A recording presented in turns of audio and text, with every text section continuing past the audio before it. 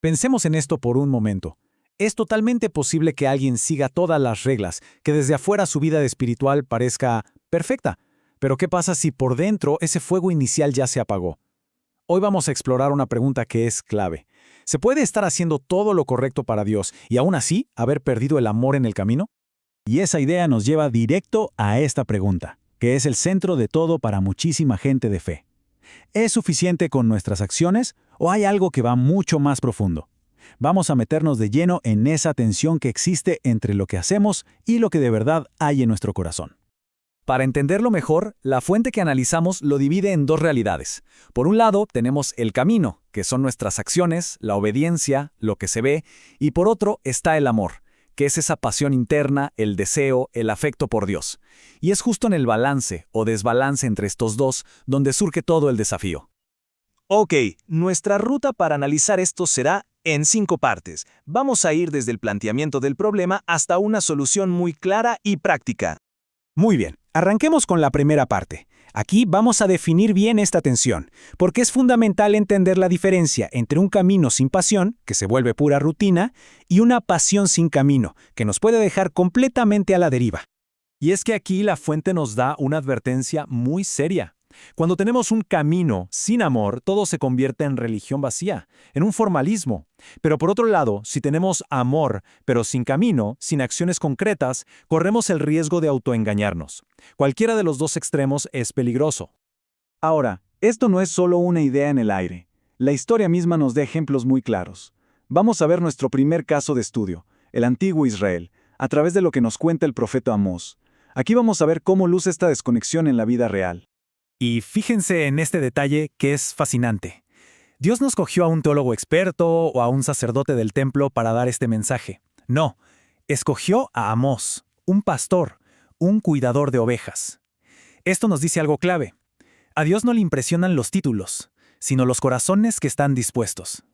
Imaginen la escena. Israel estaba en su mejor momento económico. Había prosperidad, negocios, de todo. Pero espiritualmente estaban en su punto más bajo. Ricos en dinero, sí, pero totalmente pobres en misericordia. Tenían muchísimos altares, pero el corazón lo tenían en otro lado.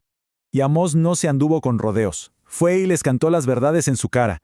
Les enumeró sus pecados y les demostró que toda su actividad religiosa, todo su camino, era solo una máscara para esconder una terrible injusticia y una falta total de amor verdadero.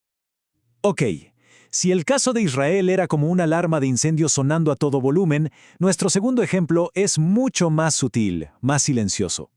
Vámonos ahora a la iglesia de Éfeso, porque aquí el peligro era mucho menos evidente. Escuchen esto. La iglesia de Éfeso empieza recibiendo puros elogios, que trabajan duro, que tienen paciencia, que su doctrina es correcta, que no toleran a los falsos maestros. Vamos, en papel, eran la iglesia perfecta. Hacían todo bien, pero... Y este pero es tremendo. A pesar de todas esas acciones correctas, habían perdido lo más importante. Habían abandonado su primer amor. Uf, qué diagnóstico tan duro. Y aquí está la gran lección.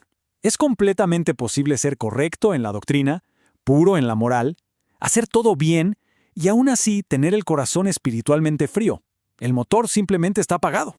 Todo esto que hemos visto nos trae a un punto de quiebre en nuestro análisis. Nos lleva a una sola pregunta que va directo al núcleo de nuestra relación con Dios.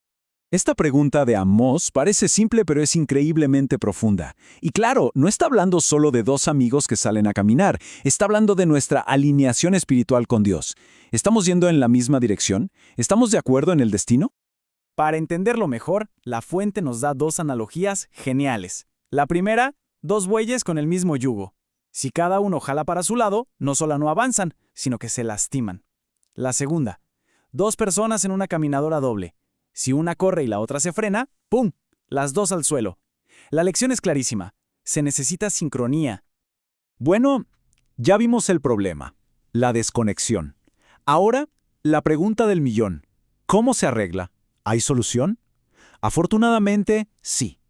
La Biblia nos da una ruta muy clara para volver al camino. Y la instrucción para esa iglesia que había perdido su amor no fue siéntete mal y ya. No, fueron 3 acciones, 3 verbos, 3 mandatos bien concretos. Primero, recuerda cómo eran las cosas antes. Segundo, arrepiéntete, o sea, da un giro y cambia de dirección. Y tercero, repite las cosas que hacías al principio, cuando el amor estaba vivo. Y quizás este sea el punto más importante de todos. Reavivar ese primer amor no empieza esperando a que un sentimiento mágico aparezca. Empieza con una decisión. Es un acto de la voluntad.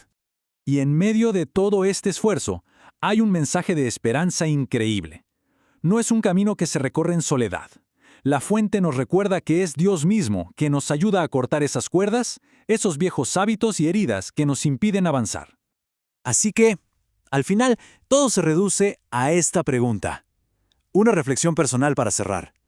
¿Están el corazón y los pies caminando en la misma dirección? Porque esa es la pregunta que al final del día asegura que nuestra pasión interna esté realmente alineada con nuestro viaje externo.